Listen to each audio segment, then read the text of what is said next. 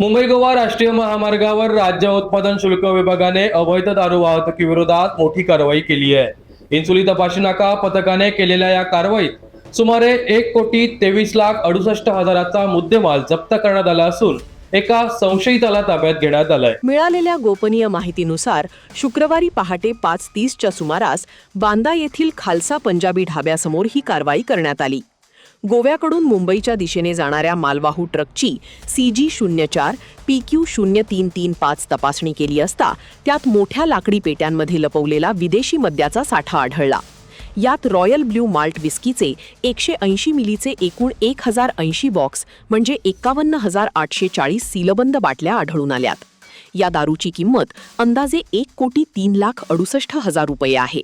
तसेच दारू वाहतुकीसाठी वापरलेला सुमारे 20 लाख रुपये किमतीचा मालवाहू ट्रक असा एकूण 1,23,68,000 रुपये किमतीचा मुद्देमाल जप्त करण्यात आला.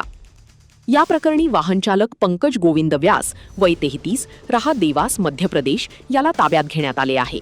महाराष्ट्र दारूबंदी कायदा 1949 अंतर्गत गुन्हा नोंदवण्यात आला असून पुढील तपास सुरू आहे. ही कारवाई राज्य उत्पादन शुल्क आयुक्त डॉक्टर राजेश देशमुख, सह आयुक्त PP सुर्वे, विभागीय उपायुक्त विजय चिंचाळकर आणि अधीक्षक कीर्ती शेडगे यांच्या मार्गदर्शनाखाली दुय्यम निरीक्षक धनंजय साळुंखे, विवेक कदम, मिलिंद माळी, जवान रणजित शिंदे, दीपक वायदंडे, सतीश चौगुले आणि अभिषेक खत्री यांच्या पथकाने केली. पुढील तपास दुय्यम निरीक्षक धनंजय साळुंखे करत आहेत.